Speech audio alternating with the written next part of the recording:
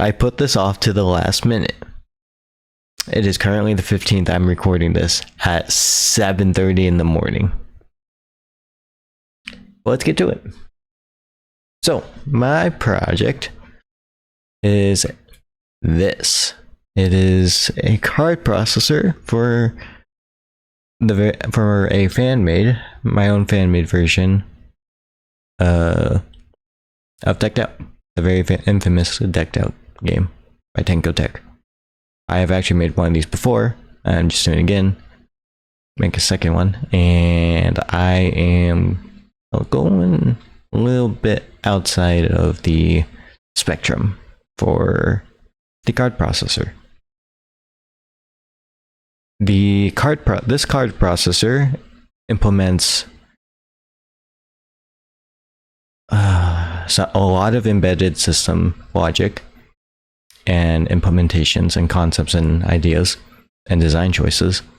Also some real-time operating system ideas as well.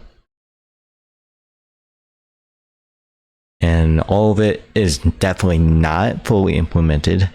What you see, this right here, does not fully work. I have been a little bit too busy to get all the small kinks out of the way and bugs out of the way. But it's about 40% working, I believe, if I had to guess, from what I have tested. This, which is the real-time operating system stuff, that does fully work. That I do know fully works. But these two kind of go hand in hand, even though they are technically two separate things. They do unfortunately go hand in hand, which is why I am including both of them. Yeah, let's get started. So, for those who don't know, the original Decked Out 2 card system was a very basic card sorts into a bunch of throughout multiple item filters after randomly drawing a card, and then the card would play and give some form of effect for the runner while they run through the dungeon. Pretty straightforward. I wanted to do a little bit more because there is only so much you can do with that. Don't get me wrong, it's a fun system, really cool system, but it's very limited. It's very constricted. You can only do a little bit in the sense of how far you can extend your deck building, how complex you can make deck building. You don't get much of a wow factor from it, not as much as you probably could, especially when you can do something like this. Granted, a lot of time and redstone advancements have been made since then, so I don't blame him for that. But yeah, to begin, what happens is you submit a shulker of cards, shulker box full of cards. The cards will then get sent down, and then they will start in this tunnel here, this water tunnel here. No, sorry, I'm an idiot. This hopper chain here. And the first thing that this will organize is, first we check if it has a class. So the way I've set it up is there will be 3 different deck classes that a player can pick from by default. And each deck class is very similar to Slay the Spire or Belatro, where you can pick a character or a deck of cards before you do your run, and each one has a special ability that goes with them, special attributes that can help improve your run a little bit, and allows you for different styles and such, to do different styles for when you do your runs, which can lead to some fun variability and RNG into the mix. Oh, I should also specify, this card processor implements a lot of tabletop card game mechanics, like from main ones from Slay Spire, Belatro, Magic Gathering, Hearthstone, most TCG games. I'm talking like the bare bone basics of what makes up a typical deck building card game, tabletop card game. So none of this super fancy stuff. So we're not doing like Yu-Gi-Oh! We're not doing anything like that. Yeah, and that should be it for overview stuff. But yeah, the first thing that's sorted is classes. Classes, and it just goes through this line and just goes through this little checker here. It's a simple on-off switch, 1 and 0 switch, where if this is on, whenever a card is played, this line will check it, and if it matches the class, it'll send a signal here. Bada bing, bada boom. Then it'll output a signal through this NAND gate, sorry, and we'll send a signal out to wherever it needs to go for whatever effect it may give, and then it resets. Let's see. The next thing is, and that is permanent. That is on for the entire run, and then when the run is over, it will reset. The next thing that gets sorted is it will go through this chain of filters, and these filters are your permanent cards. Permanent cards are cards. This is actually an attribute that is carried over from Decked Out 2, where these cards are cards that are played instantly at the beginning of the run, and they will give you either a one-time effect or a passive effect. What does that mean? So one-time effects are effects that are either an instant, so like give you plus, it'll spawn some treasure in right at the beginning of the run. Boom. You got some treasure, got some loot. Or you get some protection. Pretty straightforward. And then that happens right at the beginning of the run, and it's kind of like a guaranteed thing to happen. It's a constant variable. A passive effect would also be then the second part is a passive effect, which is pretty straightforward as well. So like a player beacon effect, or some condition of the card saying if you meet this condition throughout the run, you'll get this effect to happen, and that will stay permanent. That passive effect that passive condition thing, that you can keep meeting it throughout the entire run. It's more of a the variable is more how often you can meet that condition when you play that when you do that run with that card. But yeah, and once all of the cards that have filtered through these go through, any cards that are not part of this will then be sent through this down into the shuffler. I will admit, I yoinked this straight from Tango, and for Decked Out 3, I'm gonna be fully transparent. I just straight up yoinked it because it works. It's basically the same design he used for Decked Out 2 for his card shuffler. Then this time it's just modified for, well, more cards, better shuffling, and better card handling. It's I still don't fully understand how this works. I'm gonna be honest. The only thing I know is all the cards go into chess. We then, for one split second, we release one card. Through one tick, we release one card into the cart, sucks it up, and just boom, and then out.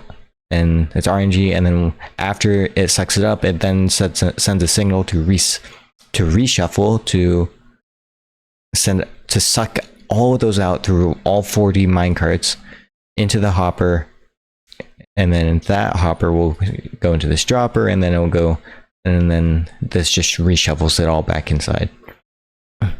That's all I really understand. Oh, and also when the game is over, any cards I left in here will just get sucked up through this chain of chests and hoppers, and out through here and down this water tunnel, or wherever this tunnel may end up being in the future.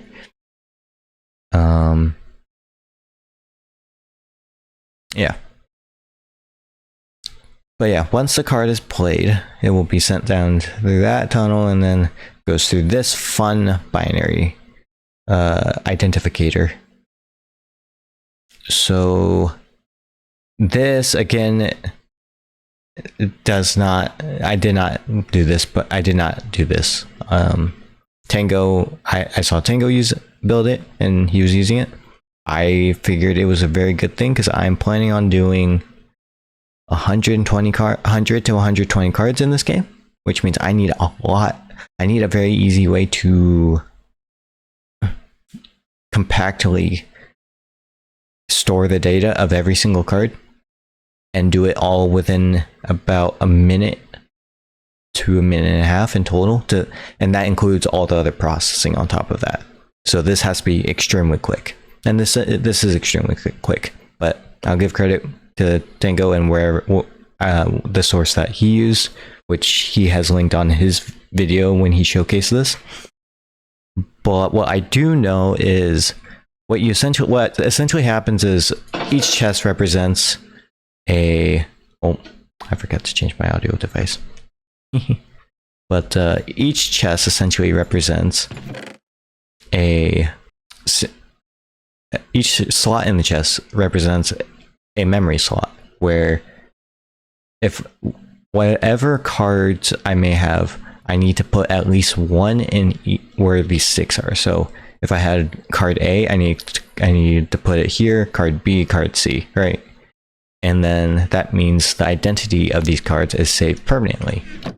Well, the way this works is this acts as a binary encoder. And what does that, decoder, sorry.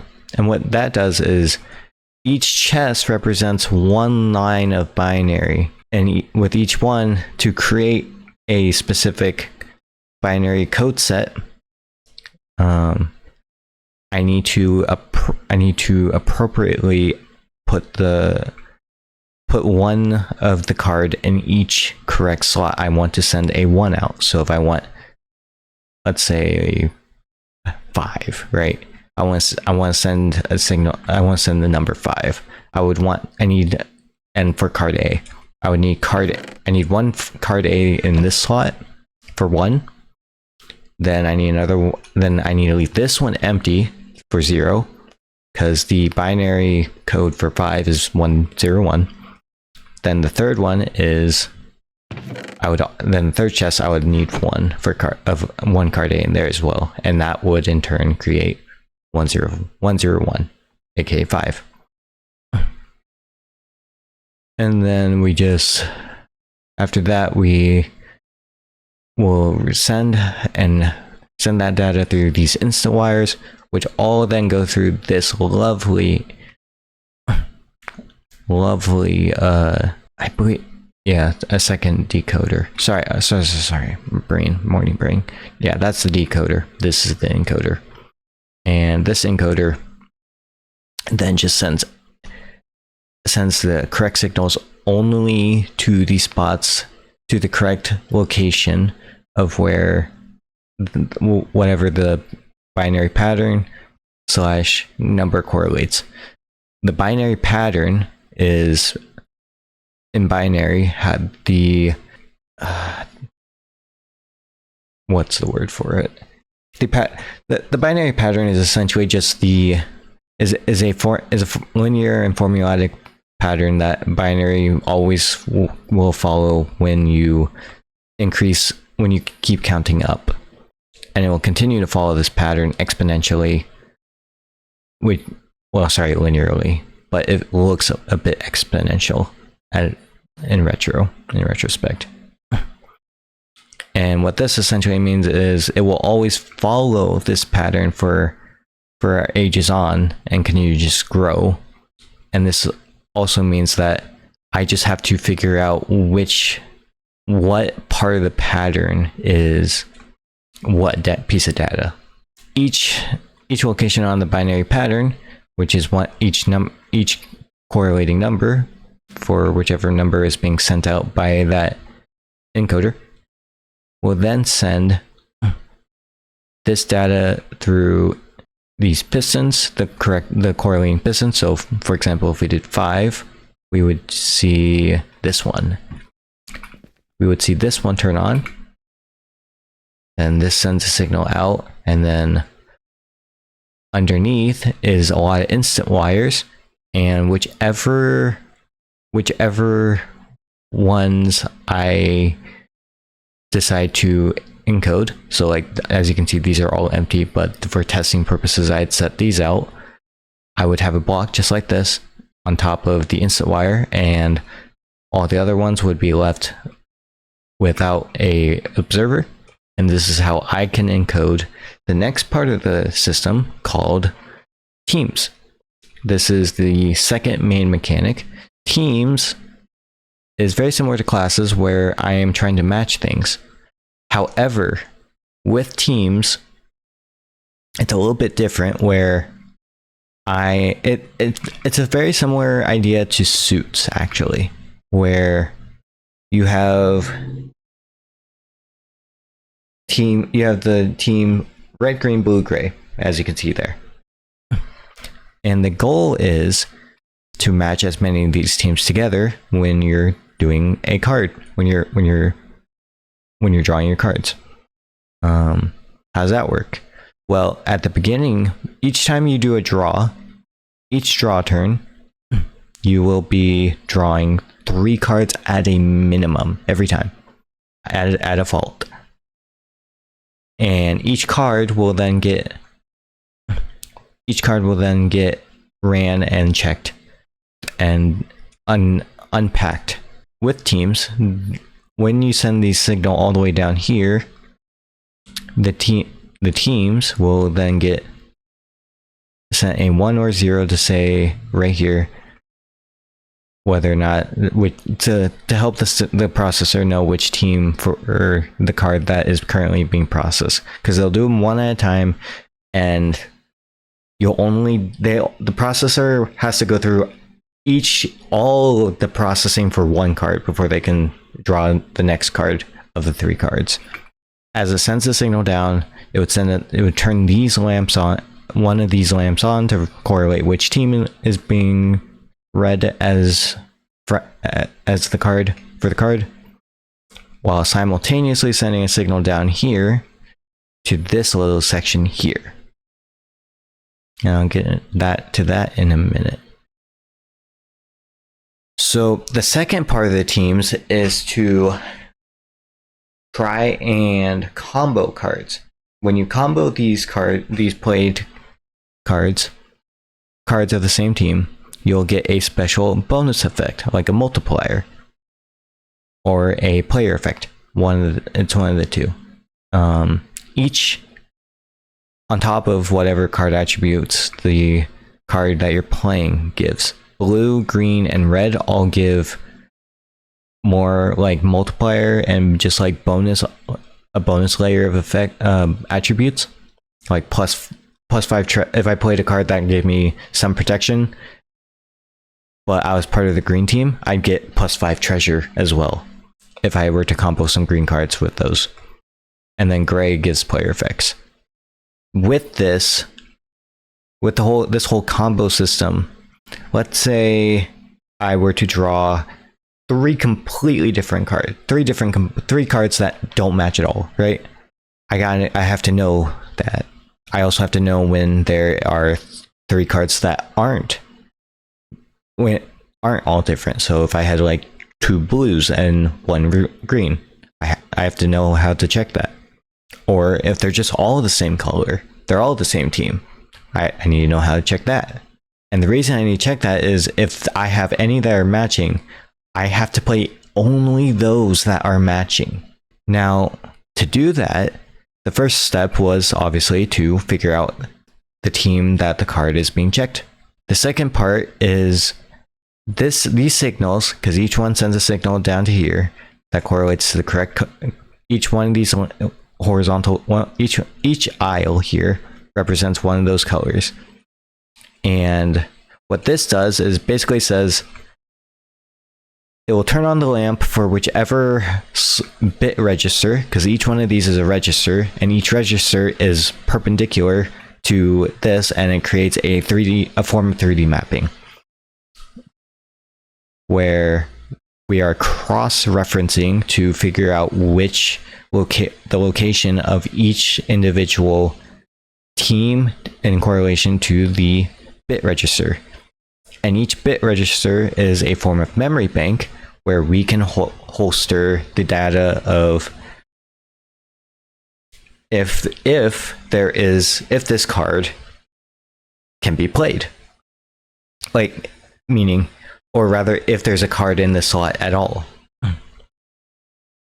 Because, like, if I'm only playing 3 cards, I'm not going to need the other half, the other 3 registers.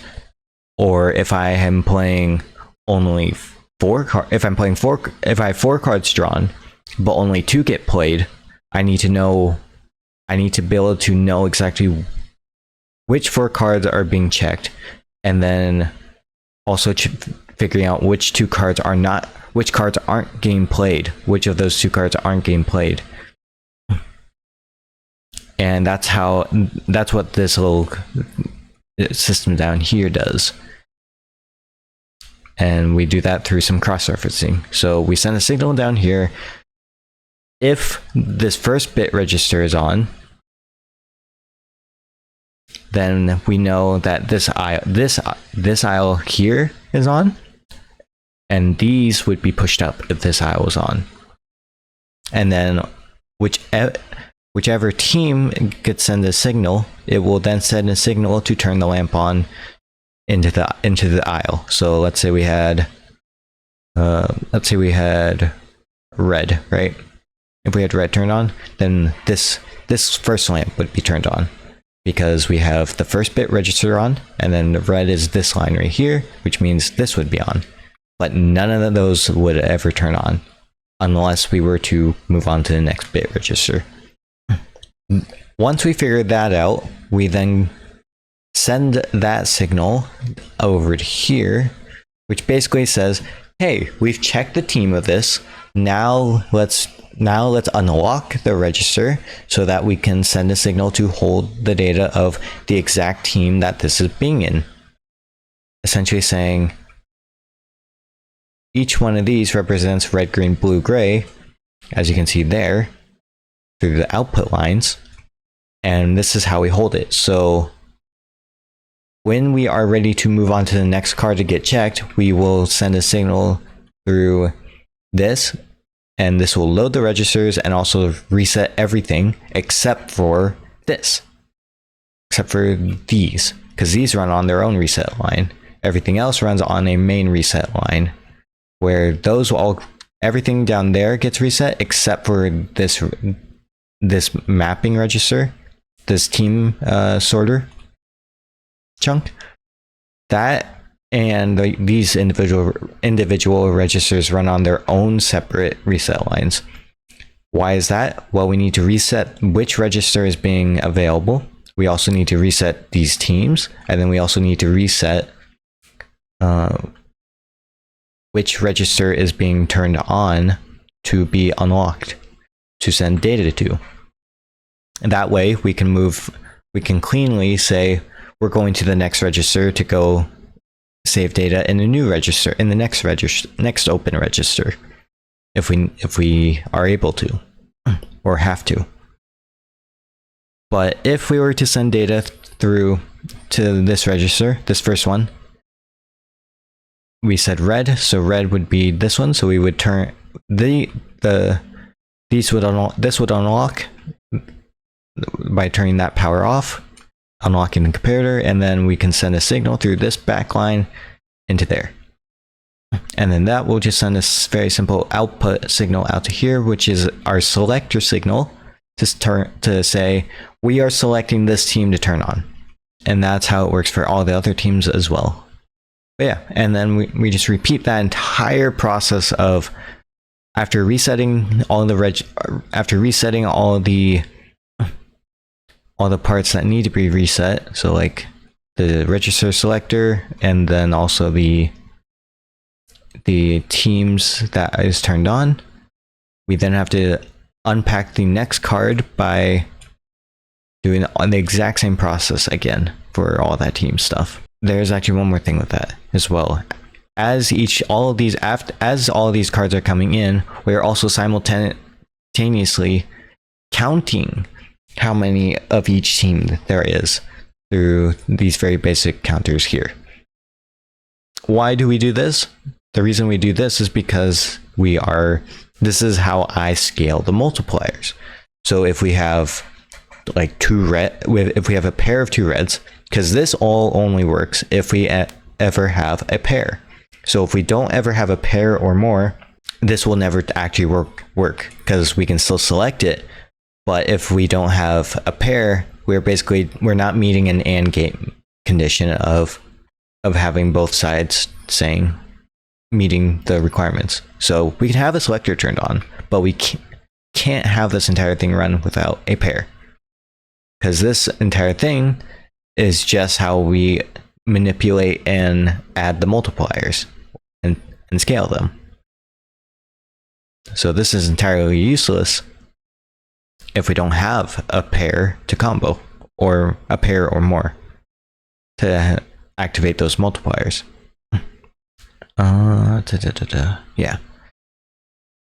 The next thing is, I kind of forgot I kind of forgot about this bit, but this is a very important part, and this is probably where I should have started, in all honesty, but it's fine. The cards that get drawn here will all flow over into this. And what this is we have a very basic counter which unlocks each register. Each card slot.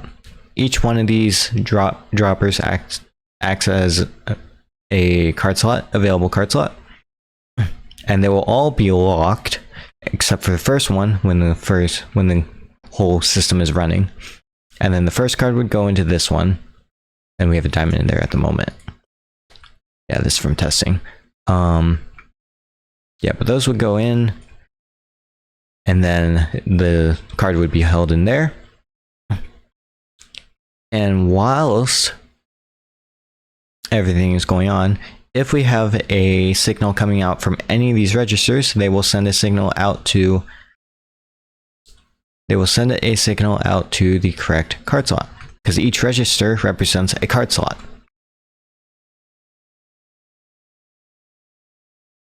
However, they do not send a signal directly to the card slot immediately. Instead, it's cut off by some pistons, and that's for every single register. And why do I do this? It's because that is the final go signal saying these are absolutely the cards that are moving on to the final checking phase. But until then, we have a lot more sorting to do. Yeah, and each time we increment to the next card, and the next slot will be unlocked, the power, and releasing the power from the hopper, and the next card would go in, then the next card, then the next card, so on and so forth. Pretty straightforward. And that's just all done through this counter. And the main way I've been sending a signal through that is an input line over there to start it, and then there is a line that comes back around right here to send it again, to increment it again. Once all the checking has been done with the first card, the previous card.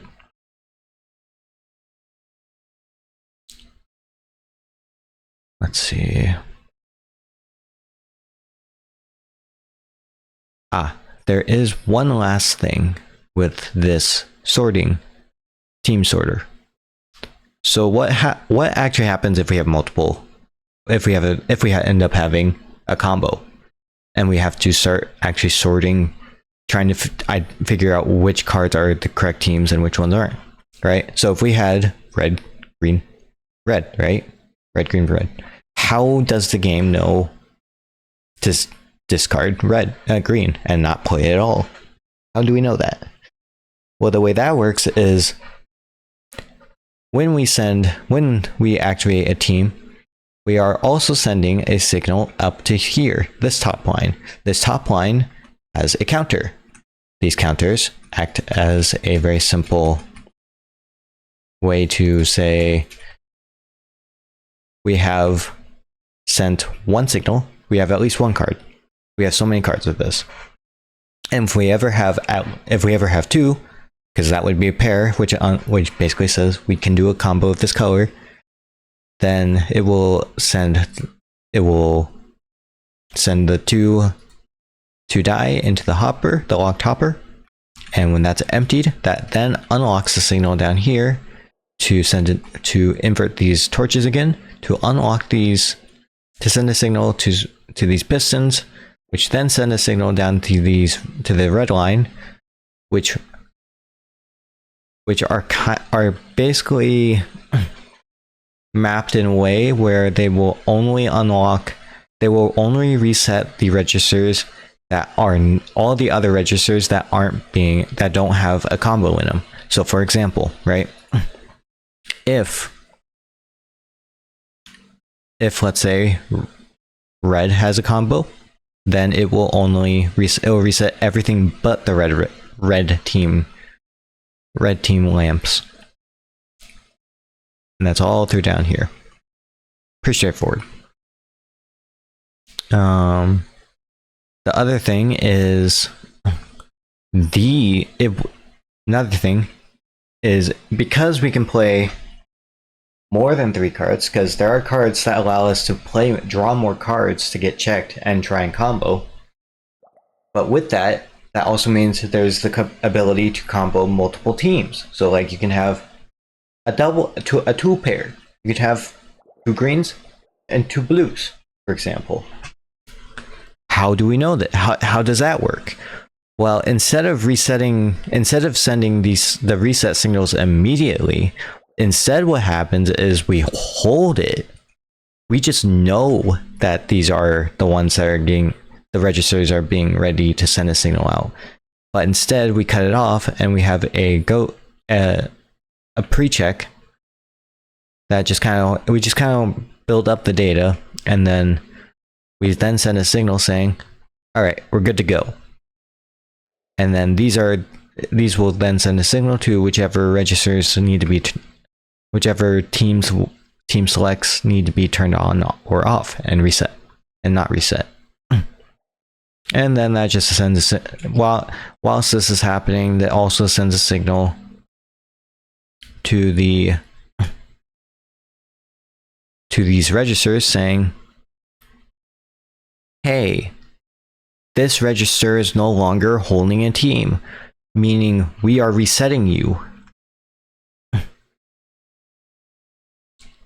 And the way we actually reset that is we send a signal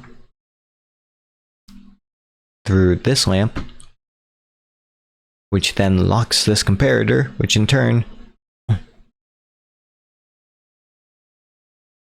turns this line off, and then allows these lamps to reset in one tick. Pretty straightforward stuff. In turn, resetting the entire register.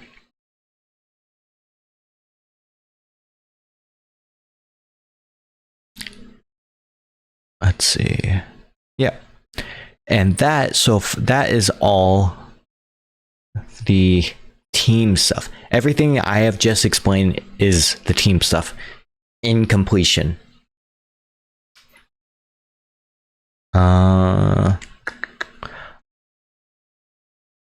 I'm going to take a slight detour because I did forget another thing. With the card slots, to actually know how to actually send a signal, we're doing very basic signal through, well, 1 block slots, and we're doing lots of wallstone. So what happens is, whichever card slot needs to be sending a signal, it will send a signal either by hitting the wall, which in turn sends a signal to this observer, and then it'll send a signal out to the platform, this platform unit. And then these top ones just run an observer straight into the block, which in turn turns the power on here onto that for that redstone dust there for this unit here. And we just do that for here, and it's pretty straightforward pattern that I can copy paste. And we're doing wallstone down here to send a signal down to these comparator lines down there for the classes.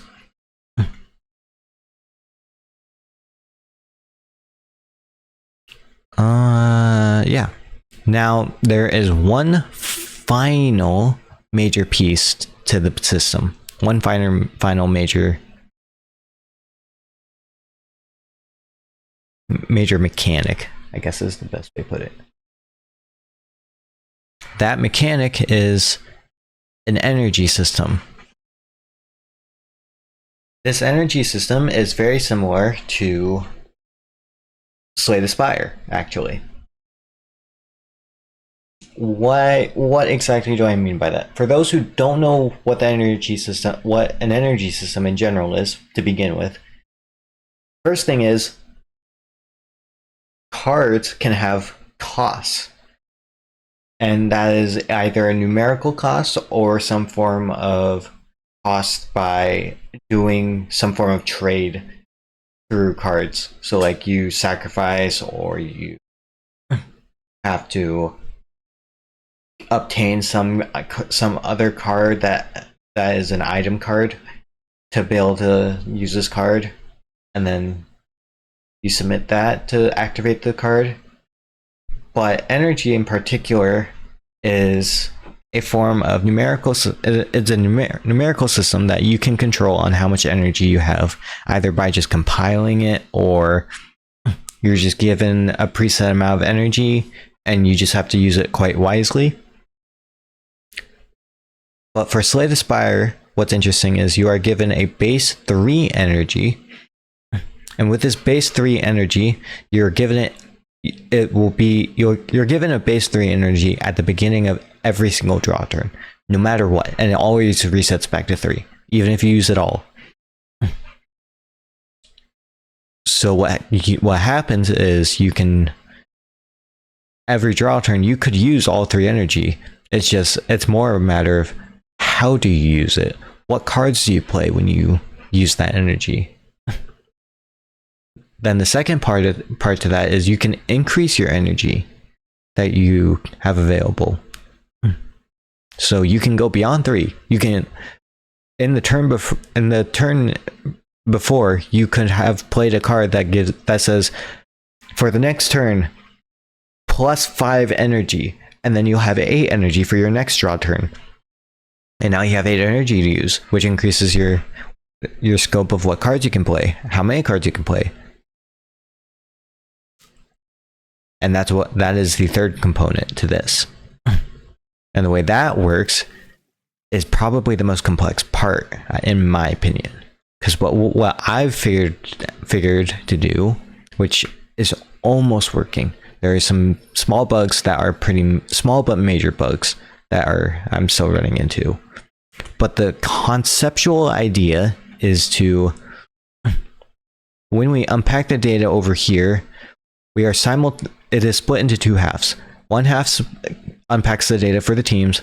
The second half unpacks the data for the energy costs for the card. And this sends a signal out to these counters, which act as our way of telling the game, this card will cost so much energy. Now what we do is we send that data over.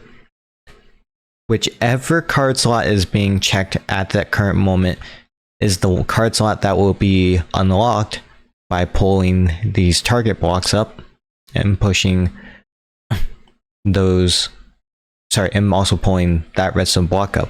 And what that allows us to do is send the counted energy over into these counters here, and when you send this signal down here, this is a very simple, a bit jerry-rigged but janky, but it does work, and it is a 1 tick, believe it or not, or maybe 2 ticks, but still, it'll send 1 stone down here to count, and then this comparator will read it, and then that will turn off, that turns on, which in turn pushes that down, and then we also send a signal down here, which then pushes this back up, and then allows us to send that stone back up here, saying we counted that.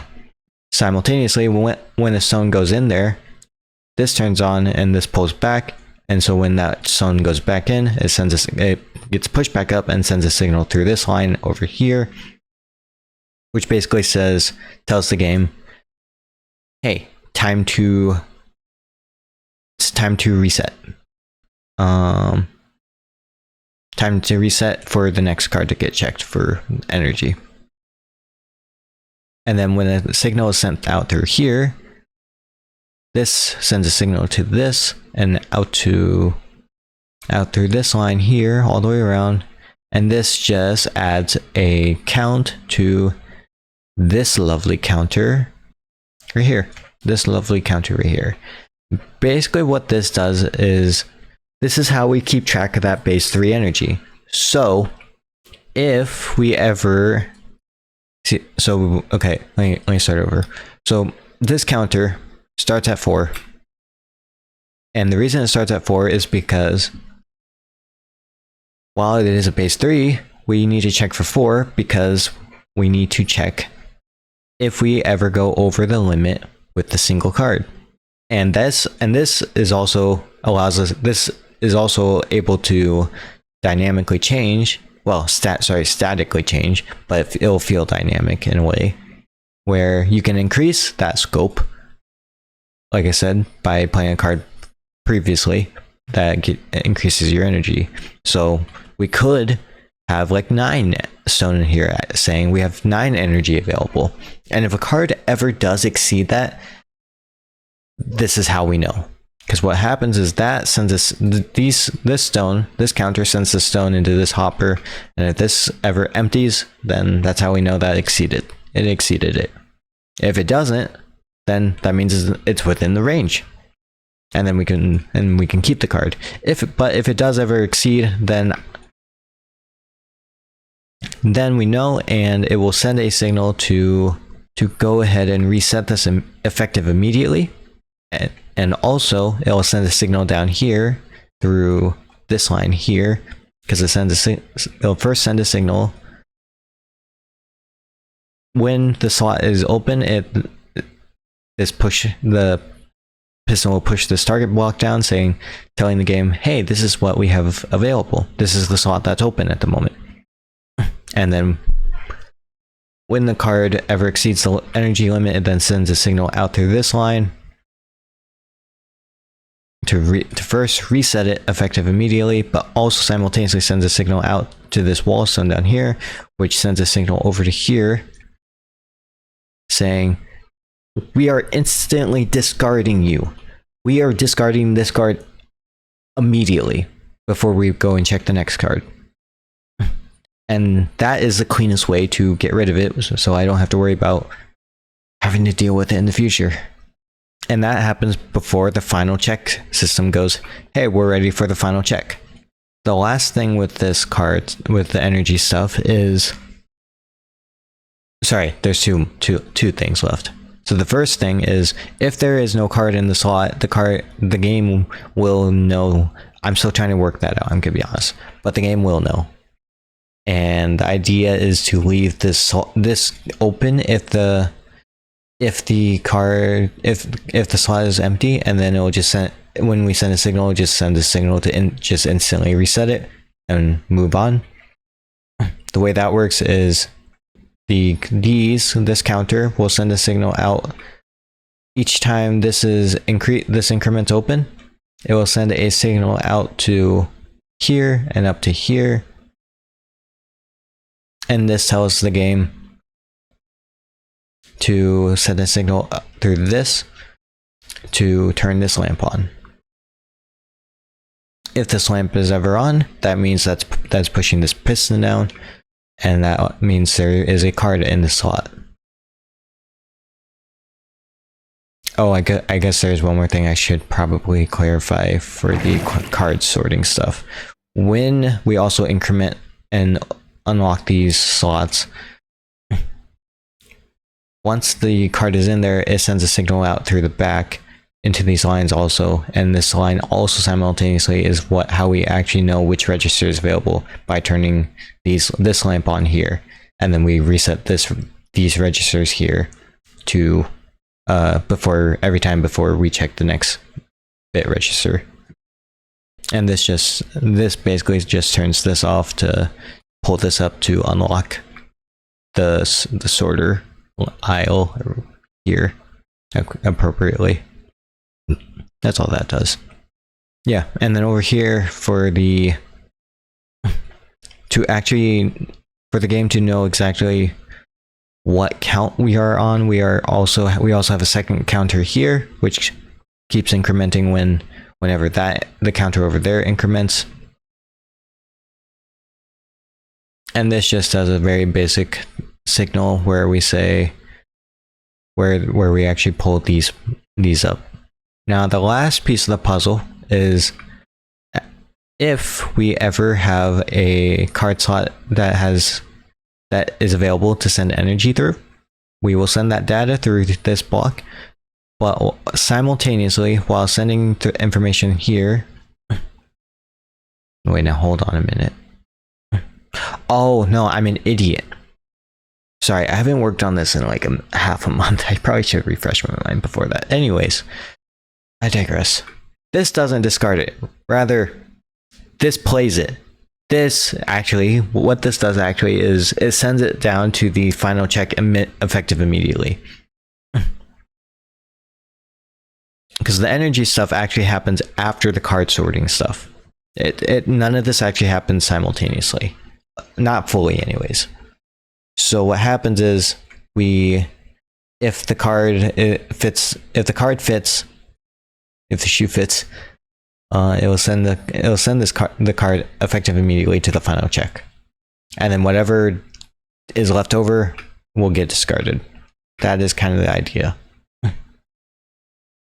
But simultaneously, as energy is getting tossed through, the energy up there is being copied into basically almost an exact copy of the redstone down here, into the card slots down here. And they are sending a signal up through this line here, around, and then into here. No, sorry, here. Yeah, goes around here and then into here. Because this line right here. Wait, now hold on a minute. Hold on a minute. What the heck?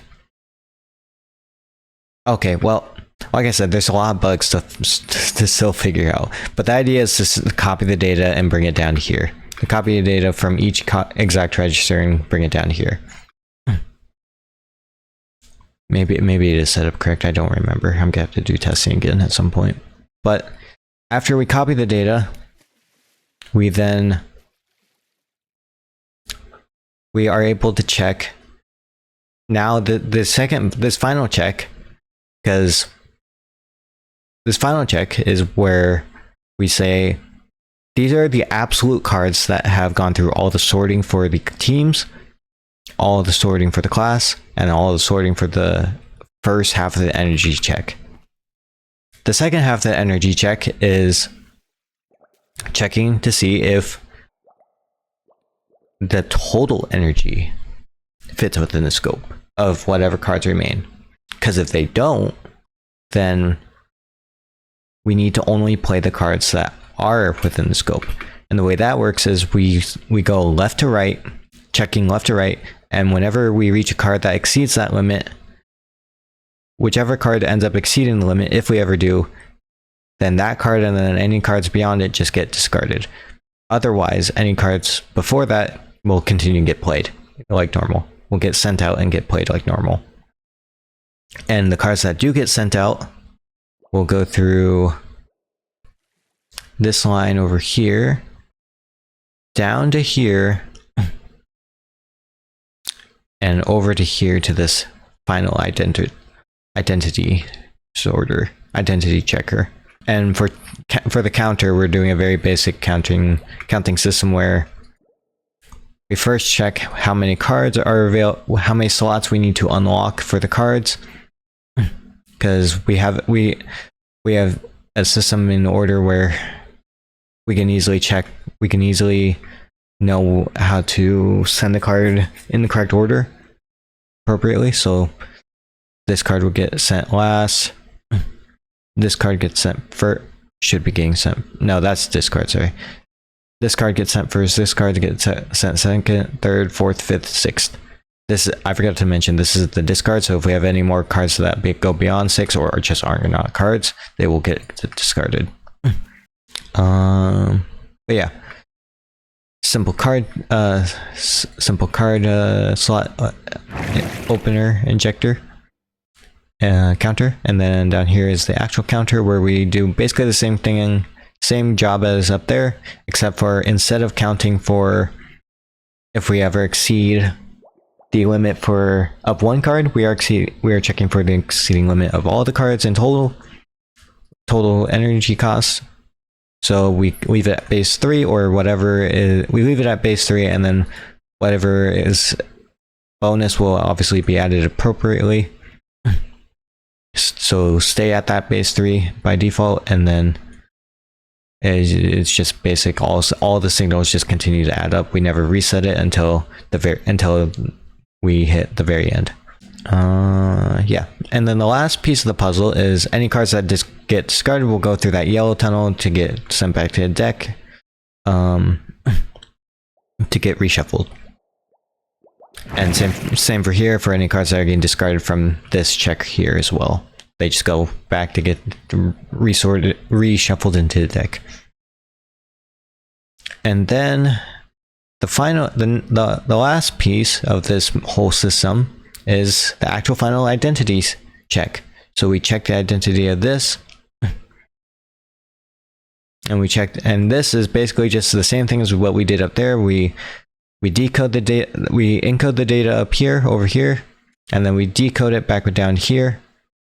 No, sorry, we decode it. We unpack the data and decode it up here, and we encode it through this. And then each slot just represents the card slot, and then we're using the same thing as what we did with the permanent cards, and we are basically just doing a very basic binary location thing mix with the wallstone to do some hex mapping, vertical hex mapping. And then these bus lines over here just represent all the attributes so that I'll easily be able to access and just send a signal out to from whatever I need to do. And then at the very end of it, any manipulation from the multipliers, the cards over here, the actual card activation stuff over here, and then whatever may else be. So those two manipulations, and then whatever gets manipulated over here for the other main systems. Now, how does real-time... That basically completes the card processor for the most part. Moving on, the very last piece is the real-time operating system, which is this. I'm giving Tango props for this, for figuring out this very simple and very amazing design. But the idea is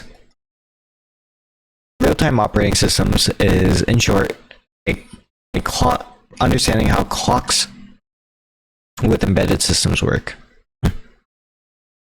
and be able to have a microcontroller on a scheduled clock and timeline doing operations on a proper schedule with implementations of being able to add priority queues through the schedule handler. And so what this does is, with these droppers and the InstaWire, using the lever as a key, we can send this key throughout the entire thing within about 1 to 1.5 ticks.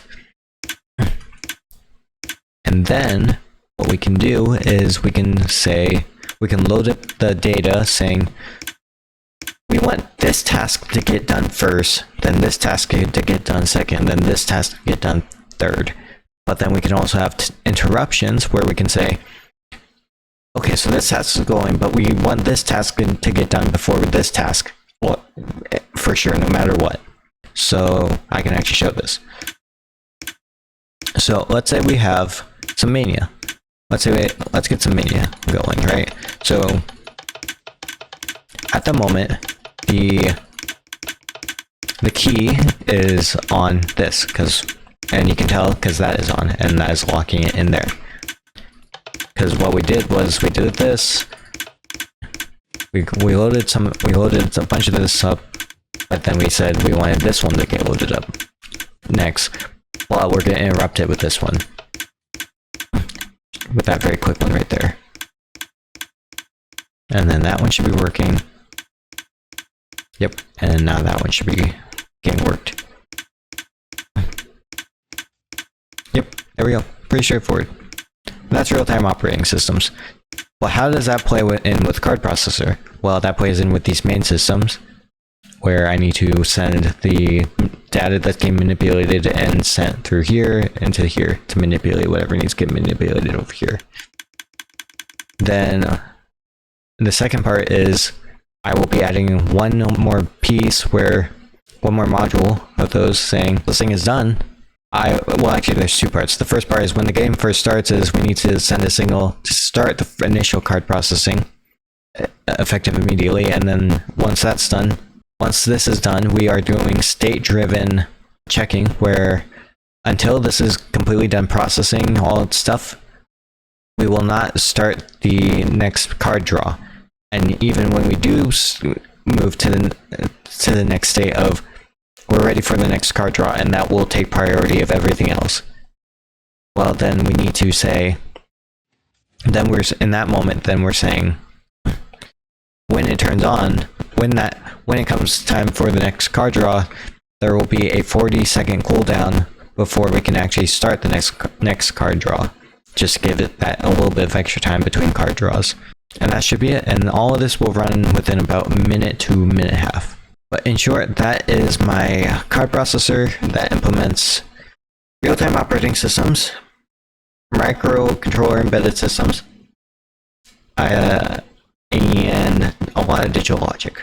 There's actually one more reason why I'm also doing this. I'm a student studying for computer engineering, and I do enjoy embedded systems quite a lot. It just kind of makes sense to me. Really cool stuff. I enjoy it a lot. And I unironically did find a way to do something with it in a passion project, aka Decked Out.